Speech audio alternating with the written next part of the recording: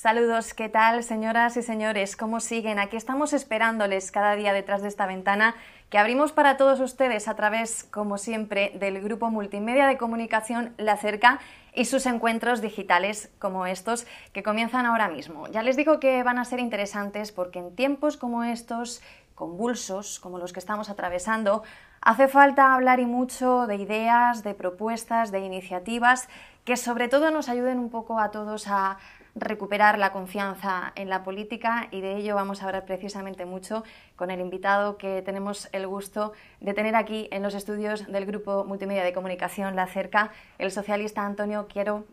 Bienvenido, buen día. Hola, un saludo. ¿Qué tal, cómo está? ¿Cómo le ha recibido Albacete? Magníficamente. Me alegro. Con más sol que el que tenemos en Bruselas.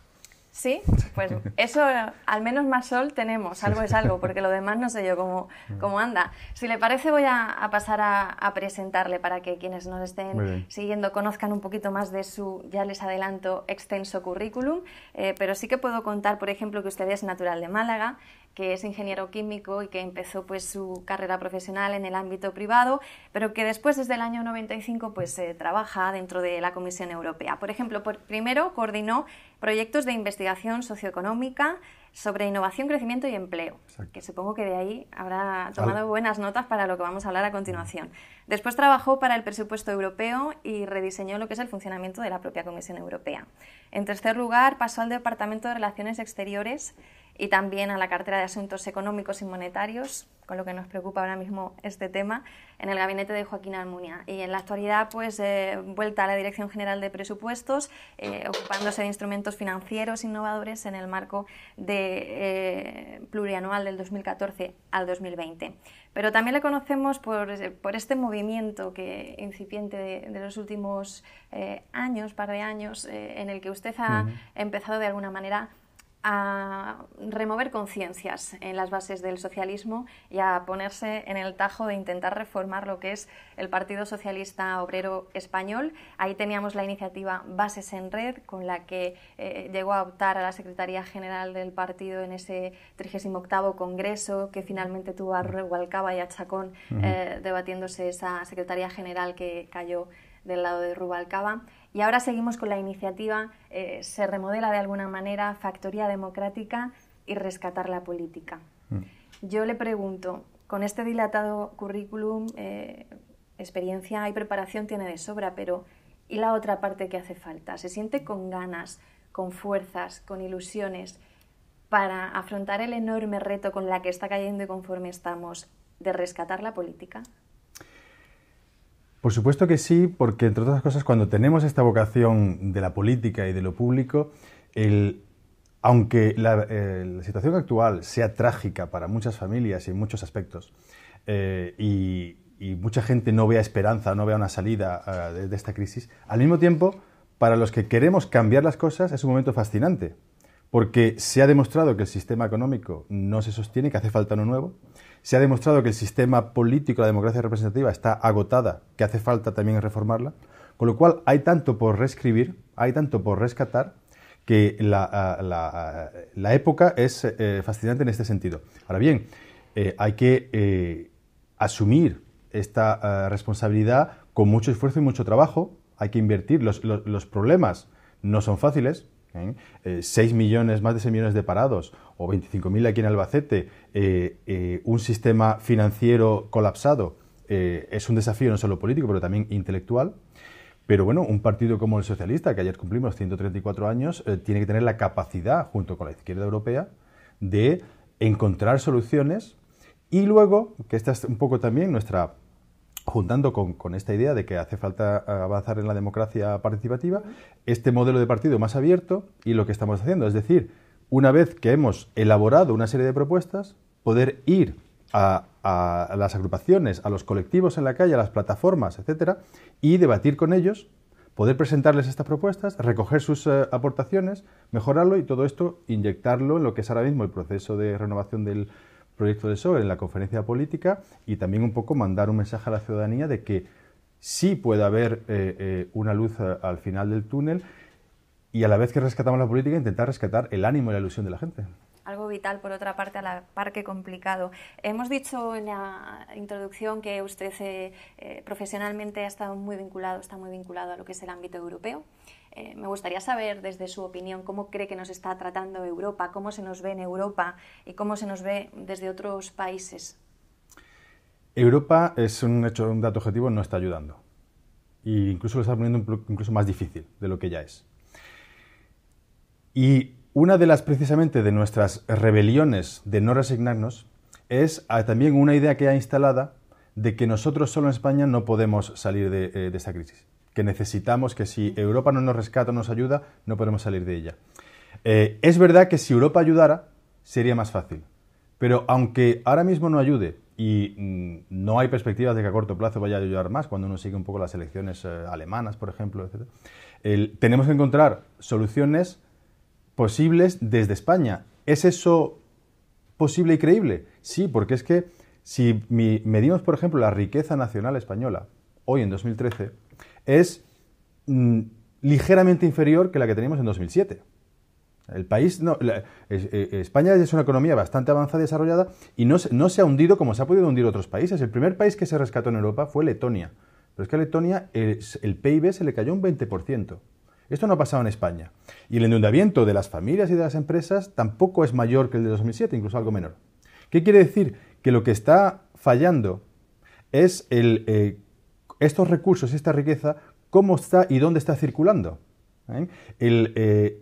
Una buena noticia es que estamos en crisis en España y Europa, pero hay dinero, hay liquidez. El problema es dónde está y por qué no se pone en movimiento para ayudar a la economía. ¿Cómo puede ser que con la misma riqueza y casi el mismo endeudamiento, en 2007 esto fuera jauja y que ahora en 2013 esto sea el apocalipsis?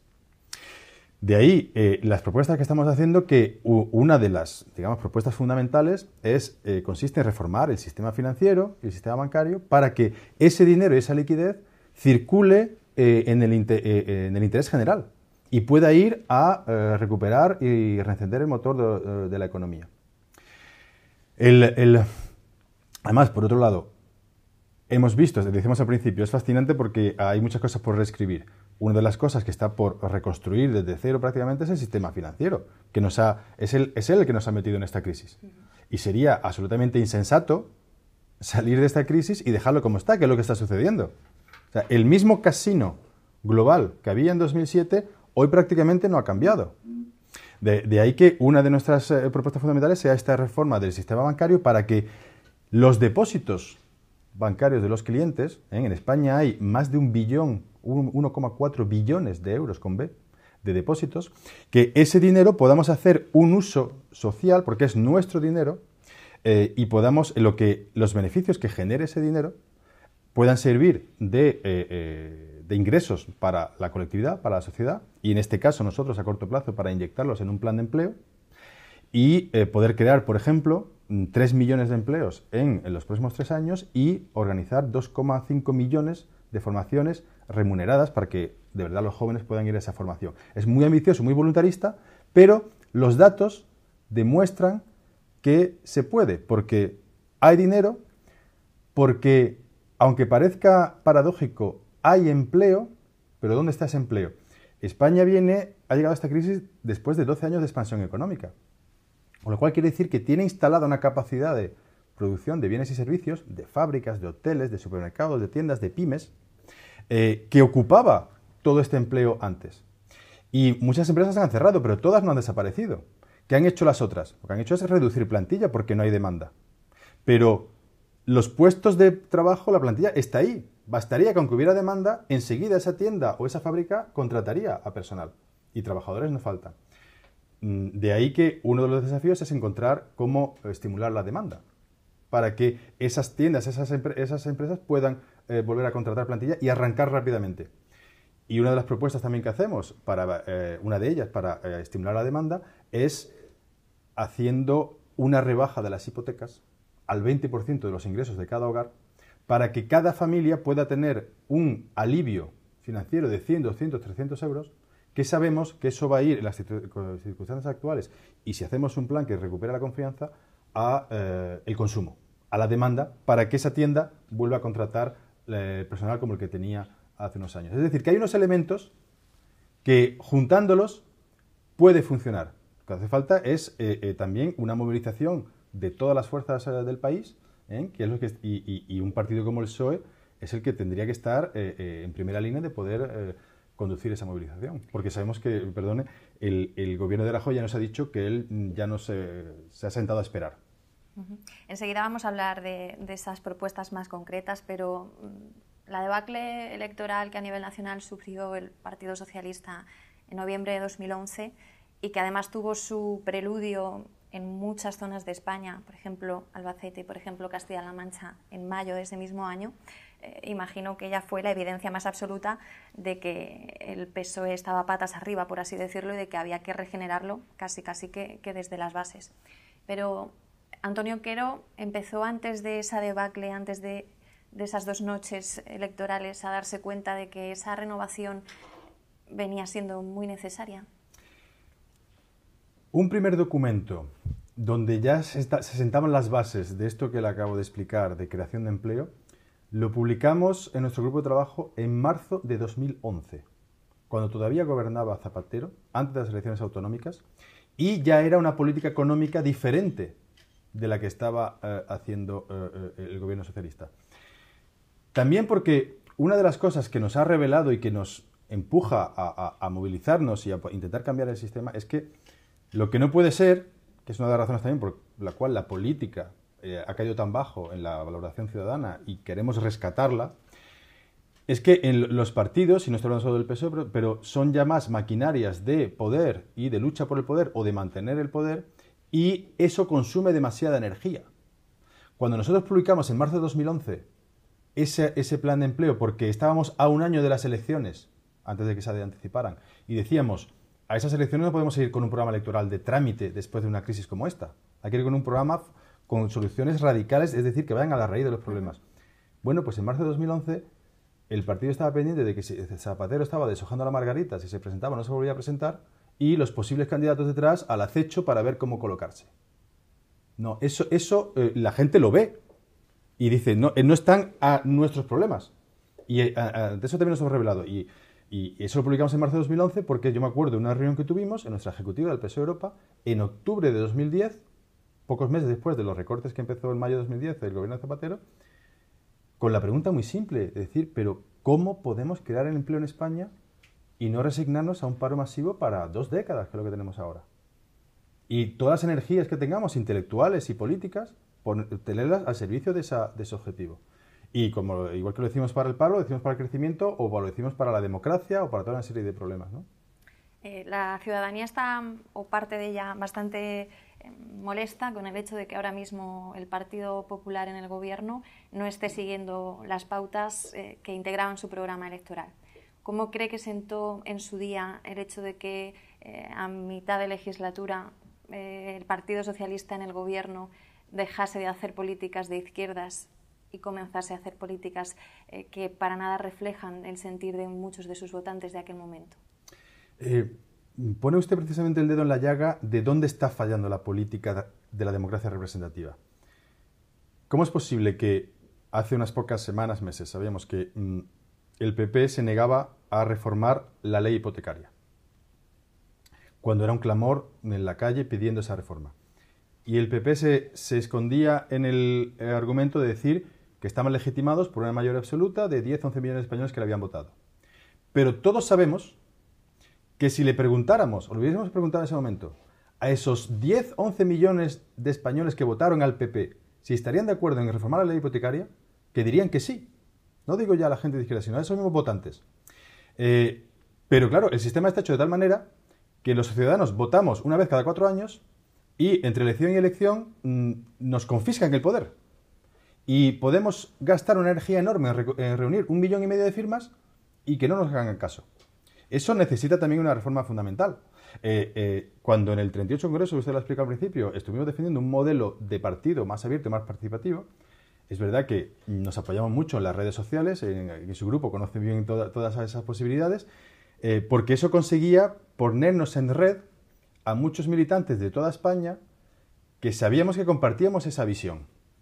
Y al ponernos en red creamos un frente más amplio frente a una estructura, como son los partidos en general y el PSOE también, piramidal y compartimentada, podíamos atravesar esas paredes y empujar hacia arriba. En el 38 Congreso no terminamos de conseguir este modelo abierto, pero hace unos días la dirección del partido ya ha asumido que los militantes podamos elegir directamente al secretario o secretaria general. ¿Cómo recibe esa noticia, por cierto? Con una satisfacción, pero sobre todo con una inyección de más ilusión y esperanza, porque hemos demostrado que sí se puede cambiar el sistema. Porque al final, en democracia, en teoría, ¿quién manda en democracia? El pueblo, los ciudadanos. Y en un partido debería mandar la base. Pero claro, la práctica ha hecho que esa teoría no se verifique. Pero ahora llevamos ya un tiempo en las que la ciudadanía y las bases de los partidos están reclamando que esa teoría se aplique. Y ahí es donde también tenemos una serie de propuestas que esta tarde debatiremos sobre cómo instaurar cauces de participación donde el preguntarle a los ciudadanos qué piensan de un tema no sea un regalo que nos hagan los políticos, sino que sea un derecho que podamos ejercer y que luego tengan que tomar en cuenta la opinión que salga de esa consulta ciudadana. Un regalo, pero una vez que se da esa posibilidad, porque me estoy acordando, por ejemplo, de la ILP en el tema de desahucios, los ciudadanos toman la voz, se movilizan, reúnen 1,5 millones de firmas, pero al final, ¿qué pasa con eso? Claro, ahí donde está el sistema está totalmente fallando. Nosotros entregamos el poder a los políticos en las elecciones y ellos nos lo confiscan y durante 4 años no podemos decir nada. No solamente, por ejemplo, en poder opinar sobre un tema, sino incluso a veces en que los políticos se preocupen de un tema. Acuérdese cuando hace apenas 2 años PP y PSOE decían que no se hablaba de la dación en pago, todo el mundo quería hablar de la dación en pago, pero no se habló de la dación en pago. De ahí que es otro desafío también, además, como decía antes, además, intelectual y político, es decir, cómo inventamos estos cauces. Entonces, conocemos muy bien, porque antes de la economía, claro, la economía con esta crisis pues nos ha ocupado mucho tiempo, pero antes de eso, mi pasión primera que me ha traído tal la política es la democracia deliberativa y participativa. Y ya llevamos 20 años en España y en el mundo con muchas experiencias de participación ciudadana, muy interesantes. Por ejemplo, hay una que nosotros queremos proponer ahora. Se habla mucho de la ley electoral y el sistema electoral y que hace falta una reforma.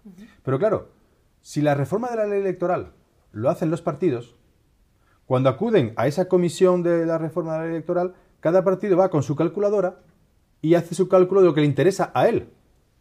Y no es el interés general de ese país, según su cultura, su organización administrativa y territorial, de qué sistema le conviene. Nos inspiramos como le decía, hay 20 años ya de muchas experiencias de democracia participativa.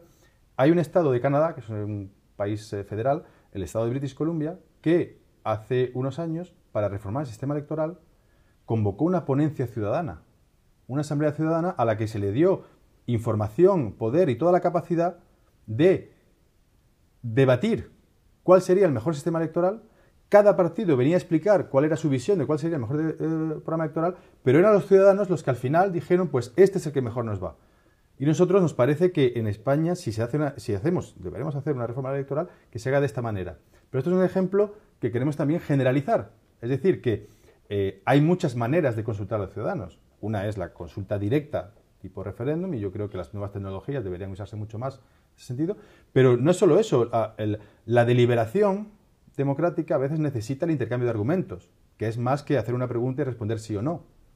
Y para que haya deliberación hace falta un cauce, hace falta una asamblea en la que se puedan expresar distintas opiniones, la gente pueda preguntar y pueda valorar las ventajas e inconvenientes de uno y otro, e intercambiar argumentos. Y todas las experiencias que ha habido en las que ciudadanos de a pie participan en esas asambleas, lo que sale de esas asambleas es absolutamente válido.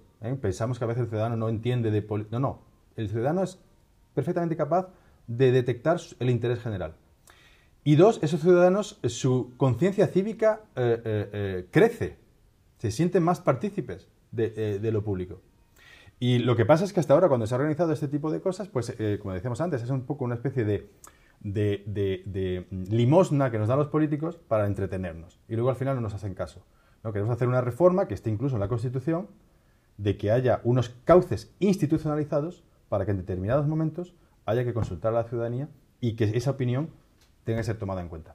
Eso que nos ha explicado pinta muy bien, eso de hablar de asambleas, de democracia participativa, de iniciativas ciudadanas, pero hay una realidad que está ahí y que tiene mucho que ver con una especie de barrera mental en este país, y es que ahora mismo diversas circunstancias han beneficiado que proliferen muchos grupos ciudadanos. Me vienen a la cabeza movimientos como el 15M, me vienen a la cabeza pues, plataformas de toda índole, caso de Stop Desahucios, etcétera, y mucha parte de la sociedad española en este momento los tacha como de antidemocráticos o les pone carteles que nada tienen que ver con una colaboración o participación democrática de la ciudadanía. Hay que luchar también contra esa barrera mental.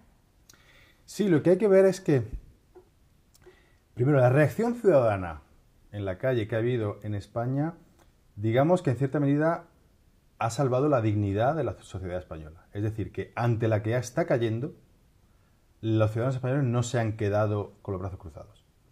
Pero claro, el ciudadano de a pie puede expresar una indignación. Pero a la hora de decir, por ejemplo, cómo reformar el sistema bancario, el sistema financiero, el ciudadano de a pie no está en condiciones, no es su papel hacer eso. El ciudadano dice, hace falta reformarlo, quiero que cambie, pero tenemos que ser los que estamos en la política los que busquemos las soluciones. Nosotros hemos estado en eso porque, entre otras cosas, hemos estado en la otra cara del sistema, en el lado oscuro, conocemos la caja negra de los mercados financieros y de la banca y sabemos lo que hay que retocar y reformar. Y eso lo traemos a la luz del debate ciudadano para que los ciudadanos puedan conocer qué tipo de alternativas hay y ellos en ese momento sí que son capaces de seleccionar. Pero lo que está demostrado, como le decía, con nuestros 20 años de experiencia de democracia participativa y deliberativa, es que la deliberación necesita también unas reglas. Unas reglas para que, primero, toda la gente tenga el mismo acceso a la información. La información es poder, ustedes lo saben. Entonces, esa información hay que compartirla y hay que hacerla accesible. No puede ser es que hablemos en un debate ciudadano, hablemos de economía y de mercados financieros con tecnicismos que la gente no entiende. Hay que saber explicar, y eso es posible, que se pueda entender ese funcionamiento. Y una vez compartida la información, es también que se pueda intercambiar argumentos, pero que todo el mundo tenga una igualdad de oportunidades a la hora de expresar una opinión. Ya sabemos que en cualquier asamblea, pues a lo mejor hay alguna persona que tenga más capacidad dialéctica y retórica y pueda convencer más con un discurso más populista. Pero eso ya está estudiado y se sabe que se puede modular e igualar. Y hay que preocuparse de organizarlo. Lo que ha pasado en la calle en España es que los ciudadanos lo han hecho de manera espontánea y han tenido que ir buscando ellos solos, bueno, ¿y esto cómo lo organizamos? Y a veces han dado con la clave y otras veces han enredado en problemas que, bueno, pero ahí es donde tenemos que venir, claro, los partidos a abrir la democracia, abrir el poder, compartirlo y organizar esos cauces. Habrá que innovar, a lo mejor no damos con el sistema perfecto a la primera, pero innovaremos y mejoraremos. Quiero incidir para cerrar el tema de los desahucios, que es una también de las mayores preocupaciones que hay ahora mismo entre los ciudadanos de este país. No en vano llevan años movilizándose, pidiendo soluciones a un problema que no se había solucionado ni con el gobierno socialista y que no satisface las demandas que proponen ahora en el gobierno del Partido Popular. Pero ¿qué pasa para que tenga que venir el Tribunal de Estrasburgo a sacarnos los colores como país con este problema? Efectivamente, eso no nos deja en muy buen lugar como país. Eso quiere decir que tenemos una legislación, que a veces esa legislación es incluso anterior a Franco, y que como no se ha abierto el juego democrático, pues no se ha cambiado en su momento. En esto de los desahucios, cuando decíamos que, por ejemplo, para estimular la demanda, pensamos que se pueden rebajar las hipotecas, ¿en qué consiste esto? Esto consiste en que cada familia, si tiene un nivel de ingresos, durante 2 años solo pague un 20% de hipoteca. Y entonces, si sus ingresos son 400 o 100 euros, pues pagará solo 80 o 20 euros de hipoteca. Es decir, que el problema de los desahucios ya no lo tendríamos, porque esa familia no estaría impagando la hipoteca. ¿Por qué esto es posible? Además de que es técnicamente posible, es también justo. Es que la banca ha participado en la burbuja inmobiliaria repartiendo una cantidad de hipotecas inmensa. Casi la mitad de esas hipotecas o de ese crédito hipotecario se le ha fastidiado. Y hemos venido todos los contribuyentes, los ciudadanos, y a escote le hemos limpiado el balance a los bancos. Hemos hecho un banco malo, hemos recapitalizado, etcétera, etcétera. Pero en el balance les ha quedado más de la mitad de ese crédito hipotecario de la burbuja, que es crédito sano. Y ese crédito sano es una garantía de ingresos durante 15 o 20 años para la banca. Entonces, ¿no puede la banca compartir una pequeña parte de esos ingresos con las familias, que es de justicia, porque es devolver lo que la sociedad ha ayudado a la banca, que la banca ahora ayuda a la sociedad, porque además eso va a permitir que si el país crece, la banca también vaya mejor? Y con una piedra de un tiro matamos dos pájaros: estimular la demanda y no tener problemas de desahucios. Me gustaría detenerme un poco más ahora en el tema del desempleo. Antes ha hablado de que había trabajo, que estaba ahí, que no salía, pero que estaba. ¿Cómo podemos interpretar esto cuando tenemos datos como los que arrojaba la EPA hace tan solo unos días, y cuando además desde el Gobierno se nos dice que las previsiones no son buenas, que se va a acabar la legislatura con más paro que había cuando comenzó y que hasta 2015 pues no vamos a poder tener buenos datos? ¿Cuáles son esas propuestas en materia de empleo y de generación de puestos de trabajo que recogen precisamente las bases de la militancia del PSOE? Pues viene de analizar la coyuntura particular española, y es decir, es verdad que en tiempos normales el crecimiento económico se genera cuando empresarios o autónomos tienen un proyecto y lo llevan a cabo. Pero claro, llevar a cabo un proyecto lleva tiempo. En montar una tienda, construir un hotel o una fábrica lleva tiempo, hay que convencer a gente para que ponga dinero y luego hay que construirlo, permisos, etcétera. Con lo cual quiere decir que si un hotel puede contratar a 30 personas, pues si entre hoy un empresario que tenga hoy la idea de hacerlo y la contratación a 30 personas, puede pasar 3 o 4 años. Pero como le decía antes, España viene de una expansión económica muy fuerte. Ya hay muchos hoteles, ya hay muchas tiendas, ya hay muchas fábricas ahí. Algunas han desaparecido, pero otras están ahí. Simplemente, como ha caído la demanda, han tenido que reducir personal. Pero bastaría con que esa demanda se resucitara para poder contratar inmediatamente. Y ahí tenemos una bolsa de empleo rápida que permita arrancar el motor. Luego hay que ir a otros yacimientos, es decir, hay que ayudar y promover y fomentar que la gente que tenga esos proyectos los pueda realizar, o incluso que el Estado tenga una actitud dinámica de decir, bueno, pues aquí ponemos capital a largo plazo, aquí detectamos oportunidades y aquí seleccionamos a gente válida y con ganas de llevar adelante un proyecto y juntamos eso para que suceda. Pero como le decía, podemos arrancar inmediatamente porque hemos calculado que hay, de los 3 millones de empleos que se han destruido, pues hay una posibilidad de alrededor de 1.200.000 que están ahí, pero que están esperando que haya demanda para poder ocuparlos. En el primer año se podrían crear ya 600.000 puestos de trabajo, crear empleos, pero las dos condiciones que le decía que hace falta son una, poder estimular la demanda, de ahí la rebaja de hipotecas que decíamos, y otra es también poder ayudar a arrancar esa contratación. Es decir, esa tienda que hoy tiene, esa zapatería que antes tenía 5 empleados en 2007 y que ahora solo tiene 2, porque tiene menos gente, y esos 2 están trabajando mucho más y no pueden hacer todos los turnos de fin de semana y de vacaciones. Claro, cuando empezamos el día 1 del plan no hay todavía la demanda, con lo cual no van a contratar, pero si esperamos todo se retrasa todo. Entonces, la idea, que está inspirada también de lo que hizo Roosevelt en el año 33 para sacar la economía americana del círculo vicioso de la deflación, la idea es, vamos ya a anticipar esas contrataciones. Es decir, si esa zapatería, si al tener demanda va a contratar a 2 personas, como tenía antes, vamos a hacer que las contrate ya, pero la va a pagar el Estado. Y cuando dentro de 12 meses o 18 haya demanda, lo va a pagar la zapatería. Pero claro, ¿de dónde saca el dinero hoy el Estado para inyectar eso y arrancar el motor? Precisamente de la reforma bancaria que proponemos, en la que la gestión de los depósitos pasaría a una entidad de control ciudadano, en los que esos depósitos lo que generan como beneficios al inyectarlos en la economía y en el crédito, pues primero sean beneficios para la sociedad. Y de ahí salen hasta 25 millones de euros al año, porque hay más de 1,3 billones de euros en España, que podemos inyectar en ese plan de empleo. Entiendo que para aumentar la demanda ha de aumentar también el poder adquisitivo de los ciudadanos. En este sentido, en materia fiscal, temas de impuestos, ¿qué propondríais? Bueno, no hemos tocado en este plan inmediato, el tema fiscal, bueno, sí que hay una parte que genera recursos inmediatamente, que es apostar mucho más por la lucha contra el fraude fiscal. Eso por supuesto. No entendemos cómo ni este gobierno ni el anterior llevamos tanto tiempo con esa reconocida bolsa de fraude fiscal y sin contratar más inspectores en la agencia tributaria. Porque además eso no es un coste, es una inversión. Cada inspector que contratemos va a traer dinero. Con lo cual, y eso sí que es inmediato. Porque una reforma fiscal, sabemos que España, durante esta crisis se ha dicho mucho, es que España ha gastado por encima de sus posibilidades. No, señor. España ha ingresado por debajo de sus posibilidades.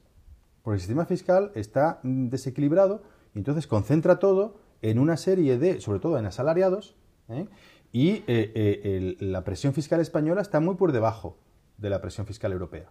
Con lo cual, a medio y largo plazo hay que acercarse a esa media para poder sostener nuestro estado de bienestar. Pero eso no lo podemos hacer en el primer año de una vez, porque sería contraproducente, restaría la demanda como queremos, ¿no? Por eso esa reforma fiscal es una cuestión a medio plazo, pero para lo que es arrancar el empleo ya, pues lo que puede aportar es la mayor lucha contra el fraude fiscal. ¿Qué valoración hace de la reforma laboral? El Partido Socialista dice que está ayudando a destruir más empleo y a cerrar más empresas. El Partido Popular dice que es la reforma del empleo y que vamos a ir viendo resultados. ¿Su opinión? Bueno, nos dicen que la reforma laboral es la solución. Pero ¿cuál es el problema? En el País Vasco hay 16% de paro. Aquí estamos cerca del 30% y en Andalucía 36%. Y que yo sepa, las leyes laborales son las mismas en Cádiz y en San Sebastián. Entonces, ¿cuál es el problema? El problema que tenemos en realidad es de modelo productivo, de sistema educativo, pero es difícil hacerlo. Lo fácil es hacer una reforma y bajar o rebajar los derechos de los trabajadores y que los trabajadores puedan ser utilizados como un factor de producción más, como una máquina, ¿no? Y además no tenemos en España, a nivel de mercado laboral, lo que se llama las políticas activas de empleo, es decir, servicios de empleo que puedan ofrecer al desempleado una orientación y una conexión con las empresas. Tenemos de los peores servicios activos de empleo de Europa, cuando de siempre hemos tenido un problema de paro estructural, y tenemos un problema de dualidad, es decir, de 30-35% de temporales, cuando la media en Europa está por debajo del 20%, en 15%, y eso tampoco se ha tocado en la reforma laboral. Está en el modelo productivo, pero eso lleva tiempo y nos llenamos la boca de cambiarlo, pero no se avanza demasiado. Por eso hemos puesto el énfasis, y es nuestro primer documento de debate, en la salida de la crisis, porque ya la gente tiene urgencia y necesidad de salir de la crisis. Pero cuidado, no vayamos a salir de la crisis y nos olvidemos de lo que hemos dejado por el camino.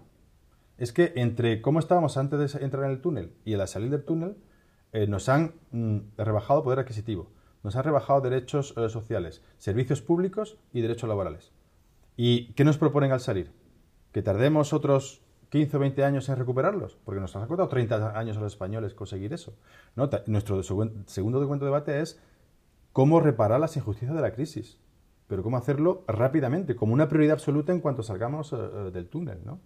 Y en cuanto a derechos laborales, queremos mirar de lo que se ha reformado, qué nos dicen los empresarios y los sindicatos que está funcionando bien. Y eso no se toca. Y todo lo demás volvemos a como estábamos y empezamos a negociar de nuevo. Porque sí, hace falta reformas en España, estamos de acuerdo. Pero las reformas las reformas que comporten algún sacrificio, sean dolorosas, se hacen en tiempos de bonanza, que es cuando la gente puede soportar mejor el sacrificio. Lo que pasa es que en tiempos de bonanza los políticos, ¿qué hacen? Se duermen, se anestesian. Pero no son en los momentos duros en los que vamos a pedir esos sacrificios. De ahí que reparar la justicia de la crisis quiere decir que hemos puesto un plan con euros y calendario para que ese poder adquisitivo del sector privado, por un lado, con el empleo que creamos, del sector público, por otro lado, de los pensionistas, se recupere en menos de 4 años, 3 o 4 años, que se restablezcan los servicios públicos, los recortes que hemos tenido, que además eso no es que lo defienda la izquierda, es que todos los ciudadanos españoles, de derecha o de izquierda, demuestran el CIS, quieren el estado de bienestar que tenemos, ¿no? Y ahí hemos puesto también el foco y una prioridad muy fuerte. ¿Cómo valora intervenciones como la de estos días de Esperanza Aguirre pidiendo como solución que se aplique ya el programa electoral del Partido Popular, que se bajen los impuestos y que de verdad se adelgacen las administraciones? Si hay que privatizar, se privatice; si hay que suprimir, se suprima. Bueno, la aplicación del programa electoral del PP, pues eso debe preocuparle a los electores y a las bases del PP, que no es mi caso. Pero en cuanto a argumentos como este que dice la señora Aguirre de disminuir o rebajar las administraciones, lo que también sabemos es que España tiene una administración pública ineficiente y con duplicidades, pero su tamaño es el tamaño que, comparado con otros países, debiera tener. Entonces, el problema no está en su tamaño, en su cantidad, sino en su organización. Y ahí sí que hay un debate muy profundo a realizar, que tal y como lo ha abordado el PP, no puede ser que, haciendo también autocrítica del PSOE, porque, en fin, por supuesto que tal y como lo ha planteado el PP no estamos de acuerdo, pero yo he visto en estos debates que estamos haciendo ir a provincias donde presidimos la Diputación, y allí no estamos de acuerdo en que se supriman las diputaciones, y otras provincias donde estamos en la oposición estamos de acuerdo en que se supriman las diputaciones. No, vamos a tener un debate serio y vamos a tener una posición fija. Y además, esto siendo también bastante práctico, que es cómo organizar mejor esa administración para servir mejor al ciudadano y a la sociedad y al menor coste, siendo eficiente. Eso me tocó hacerle en la comisión, como usted decía antes, en el año 99. En el año 99 la Comisión Europea tuvo que dimitir en bloque, allí se conjuga el verbo dimitir en primera persona, porque por unos contratos mal otorgados de una comisaria que contrató un asesor, 7.000 euros al año, una cosa así, pero no estaba bien hecho. Y eso condujo a demostrar que, bueno, que la gestión financiera y de contratos de la Comisión Europea dejaba mucho que desear. Y se hizo una reforma en profundidad. Y me tocó estar en el pequeño equipo que hizo esa reforma de la gestión financiera, ¿no? Y ahora, pues, bueno, la Comisión en esta parte de gestión viene la ONU, la OCDE y otros organismos un poco a ver lo que hacemos y a copiarlo, ¿no? O sea que también sabemos un poco cómo, uno, diseñar una reforma de administración y dos, cómo conducir ese cambio. Porque lo que a veces pasa, y los políticos ahí, esto pasa, por ejemplo, con la administración, con la educación, con otro tipo de sectores, que es que se lanzan mensajes de reforma y para justificar la reforma se dice es que los funcionarios no trabajan o están todo el día de bocadillo o de baja laboral, o los profesores no hacen bien su trabajo, etc. O sea, se estigmatiza a esos servidores públicos para justificar una reforma. Y eso no es una manera de llevar a cabo una reforma de una organización. Al revés, esas personas son claves para hacer ese cambio. Lo que hay que hacer es hacer que ellas sean también partícipes y actores de esa reforma. Por supuesto que tendremos que exigirles. Es verdad que en general, y no solo en España, pues la ciudadanía que está pagando esos servicios, pues tiene que exigir un nivel de prestaciones y tiene que haber unos sistemas de evaluación, etcétera. Pero la evaluación no está para echar a profesores y a funcionarios. La evaluación está para que los profesores y funcionarios mejoren y progresen. Y eso la señora Aguirre creo que no lo ha entendido. La ciudadanía dice mucho ahora eso de que son todos iguales cuando se refieren a los políticos, a la clase política en general. Parece que nadie satisface a sus necesidades, a sus preocupaciones. Hay medidas o políticas que no se han tomado hasta este momento sobre temas que son cruciales para la ciudadanía, como estos que hemos ido explicando anteriormente, pero hay otro factor que creo influye decisivamente en ese desencanto de la gente con la clase política, que se ha metido sobre todo de lleno en estos últimos meses en la línea informativa, como son los casos de corrupción o presunta corrupción. ¿Cómo se puede eliminar totalmente toda posibilidad de corrupción política? Bueno, ahí voy a poner un ejemplo concreto, aunque hay toda una serie de actuaciones, pero y además, porque es importantísimo lo que usted está diciendo, y esto forma parte de nuestra idea de rescatar la política y también rescatarla del fango de la corrupción. Primero, rescatarla por ética, porque es nuestro dinero de los contribuyentes y que eso debe estar utilizado de la manera más rigurosa posible. Pero también porque este plan de crecimiento y de salida de la crisis requiere una movilización del país inmensa y un esfuerzo colectivo de unas proporciones importantísimas, de la sociedad, de los empresarios, de los sindicatos, de las administraciones, trabajadores, de todo el mundo. Y para conducir esa movilización y poder ser a la cabeza de esa manifestación, un gobierno o una clase política tiene que tener una legitimidad e inspirar una confianza para que la gente le siga. Y claro, en las condiciones actuales esa confianza está por los suelos. Con lo cual, aunque sepamos que la corrupción no está generalizada, pero bueno, ¿qué hacen los que no son corruptos? Que no le están exigiendo a los corruptos que se vayan o que se depuren responsabilidades. Pero como sabemos que la sociedad, como usted ha dicho ya, la ciudadanía, lo iguala todo y ya piensa que está todo mal, hay que mandar una señal muy fuerte, muy contundente, de que vamos a gestionar con mucho más rigor lo público. Y entonces, el ejemplo concreto que le quería decir es, en el caso de los partidos, nosotros propondríamos, como estamos debatiendo proponer, veremos a ver lo que por ahora la gente lo está recogiendo positivamente, pero veremos al final del proceso, es una medida desproporcionada, pero que o mandamos esa señal fuerte o la gente no nos va a creer que vamos en serio esta vez. ¿Y cuál es la medida? Es separar completamente los partidos del manejo del dinero. Es decir, tener un organismo que no es crear nuevas cosas, sino es coger un poco recursos administrativos de los partidos y ponerlo ahí, y que ese organismo, con una transparencia total, con un control absoluto, cuando hemos reformado la comisión, hemos hecho un sistema de auditoría que sabemos cómo se puede hacer para que no haya compincheo ni nada.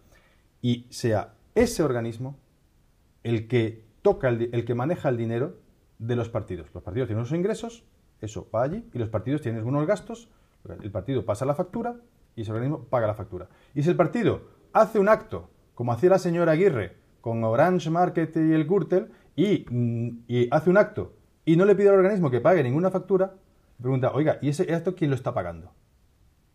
Y hacer eso, que como ahora mismo la gente no se fía de los políticos, pues no dejar a los políticos gestionar, digo a los partidos, luego una cosa es a las administraciones, pero sería un poco más alargarlo, pero la filosofía sería la misma. No dejar a los partidos gestionar ni un solo euro. Es desproporcionado, estoy de acuerdo, porque no todos los políticos lo hacen mal, pero como la ciudadanía no lo confía, como cuando uno no lo hace mal, los que lo hacen bien no reaccionan con suficiente contundencia, creemos que hace falta una señal tan fuerte como esa para empezar a recuperar la confianza. Porque, por supuesto, al final la confianza se restablecerá cuando tengamos ya una trayectoria de ejemplaridad. Pero una trayectoria significa años. Y esa confianza se puede perder en un solo día y cuesta 10 o 15 años construirla. Fíjese una cosa curiosa. Hace 30 años, aquí en España, cuando si uno preguntaba a la gente si está de acuerdo en pagar impuestos, ¿qué respondía? Aquí en España no ha sido es que la gente tuviera un prurito de decir, por supuesto, hay que pagar impuestos, etc. 30 años después, hoy las encuestas del CIS demuestran que los españoles están de acuerdo en pagar impuestos, porque han visto que hay un estado de bienestar que hay que financiar. Se los devuelve de alguna manera. Que se devuelve de alguna manera. Con lo cual, hoy, no lo digo yo, lo dice el CIS, aunque a alguna gente le sorprenda, el CIS lo demuestra que los españoles de cualquier ideología están de acuerdo en pagar impuestos. ¿Qué cambio en 30 años? Increíble. ¿Y qué prosperidad y qué cambio ha hecho España en 30 años? Eso quiere decir que hoy en día, si le preguntáramos a alguien que viniera de fuera, con esos resultados y con esa evolución, si uno le preguntara, bueno, ¿y los políticos que son parte, gracias a ellos, hemos hecho ese cambio positivo? Ese cambio lo ha hecho la sociedad española, los españoles, pero bueno, la clase dirigente y gobiernos del PP y del PSOE han también ayudado a conducir a ese acto. A uno le preguntaríamos, bueno, pues los políticos en España tendrían que estar estupendamente considerados para haber conseguido eso, que históricamente en España es sin precedente. Y ya sabemos cómo estaban, ¿no? Es decir, que... Creo que los periodistas estamos aún peor valorados que los políticos. Hoy es el Día de la Libertad de Prensa, ¿no? Sí, justamente. Bueno, pues, pero creo que la última encuesta del CIS decía eso. Que pues movilícense las bases del periodismo y rescaten el periodismo también. Deberían dejarnos movilizarnos algún día. Tenemos en octubre conferencia política del partido. Imagino que todas estas ideas e iniciativas que están recapitulando en Factoría Democrática se envalentonan con la mirada puesta en esa cita. ¿Qué pasaría si allí nadie las toma? ¿Qué pasaría si ocurriese lo que pasó en febrero del año pasado en Sevilla y ninguno de los dos grandes líderes que dieron el paso de en ese momento presentarse a primarias toman las ideas de sus bases para seguir haciendo el partido? Como hemos demostrado que cambiar el PSOE sí se puede, porque es verdad, en aquel Congreso no conseguimos cambiarlo, pero como éramos mayoría y perseveramos en el esfuerzo, al final lo hemos cambiado porque se ha dado cuenta la dirección de que ese cambio era imparable. Con lo cual, y eso era todavía con el sistema actual, que es un sistema todavía cerrado.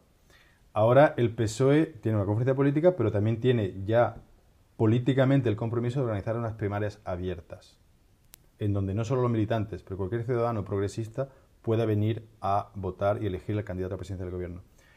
Al ser abiertas, al poder votar 500, 800.000, 1 millón de ciudadanos, en Francia votaron 2,5 millones, en Italia 3.200.000, a elegir a ese candidato o candidata, eso ya abre mucho más el juego que los 1.000 delegados del Congreso de Sevilla. Con lo cual ya estamos en un terreno de juego mucho más abierto. Y ahí es donde ganan las ideas, no ganan los aparatos y los juegos de poder entre aparatos, ¿no? Con lo cual, pues lo que estamos haciendo es, primero, verificar si de estas propuestas encuentran un eco favorable, hasta ahora lo que está sucediendo, e incluso mejorando estas propuestas, y si, por lo que fuera, el sistema, la dirección del partido no le hiciera el caso que se merecen y que les está reclamando desde la base, pues iremos a defenderlos a esas primarias, porque ya no decidirá la dirección, decidirán los ciudadanos progresistas. Se van a oír muchos nombres, ya se comienzan a oír algunos, el suyo estará seguramente también. Hay gente que dice que ahora no toca hablar de esto en el propio partido, que sería un poco destapar anticipadamente el secreto de la Coca-Cola. Hay gente que dice que sí, que cuanto antes se empiece a hablar ya de primarias y de esa renovación mejor. ¿Usted qué opina? El gobierno del señor Rajoy ya ha dicho que frente a 6.200.000 parados, pues que a esperar, que paciencia, que no tiene otra cosa ni otro plan que hacer. Claro, entonces la gente cuando ve eso, pues se va y pregunta al otro, hasta ahora, gran partido de gobierno, que era el PSOE, a ver, el PP dice que a esperar. ¿El PSOE qué dice? ¿Qué podemos esperar? ¿El PSOE nos da alguna esperanza más que el PP? Entonces, ¿qué le toca al PSOE? Le toca poder ofrecer un plan de empleo creíble. Pero claro, para que sea creíble hay que tener credibilidad. Entonces, para defenderlo, tienen que defenderlo equipos y personas que desde hace un tiempo vienen defendiendo la misma idea, no los que se han apuntado a esa idea en el último minuto. Con lo cual, eso significa también renovar, además de las ideas, los equipos. Con lo cual, toca renovar esos equipos para poder tener los proyectos. Y un proyecto es un conjunto de ideas y equipos y abrir esa esperanza a la gente de que no vamos a resignar a un paro masivo 2 décadas. Con lo cual, toca hacer política, que es poner ideas y elegir a las personas para realizarlas. Decía Benedetti que las utopías nos ayudan a seguir avanzando. ¿Usted cree que todo esto que nos ha contado hoy, que lo de renovar la política, renovar al Partido Socialista, renovar un poco todo, tiene algo de utopía también? Algo mucho. Algo mucho de utopía, pero la Unión Europea, en la que trabajo desde hace 18 años y que hoy no nos está ayudando, como decíamos al principio, no es la Unión Europea que queríamos y nunca ha estado tan desunida. La Unión Europea también era una utopía impensable para los europeos hace un siglo. Y la hemos realizado. El paro no es una catástrofe natural. No es un tifón ni un terremoto que ha sucedido. El paro es un mal funcionamiento de un sistema que han hecho los seres humanos. Con lo cual los seres humanos también podrán arreglarlo. Está a nuestro alcance hacerlo. Pero claro, hay que ponerse. Ojalá pronto esa utopía deje de serlo. Ha sido un placer tenerle por aquí, por Albacete y sobre todo con nosotros. Antonio Quero, socialista promotor de esta idea de rescatar la política a través de Factoría Democrática. Le vamos a oír seguro nombrar mucho en los próximos meses. Ya saben que pueden a través de la web www.rescatarlapolitica.org consultar qué es todo esto, incluso hacer propuestas, porque es un camino que, como digo, tiene el objetivo de participar activamente ya de primeras en ese Congreso Político del Partido Socialista el próximo mes de octubre. Ha sido un placer estar en este encuentro digital con todos ustedes. Enseguida les espero con un nuevo invitado. Ya saben, estén ahí siempre cuando deseen con lacerca.com. Cuídense mucho.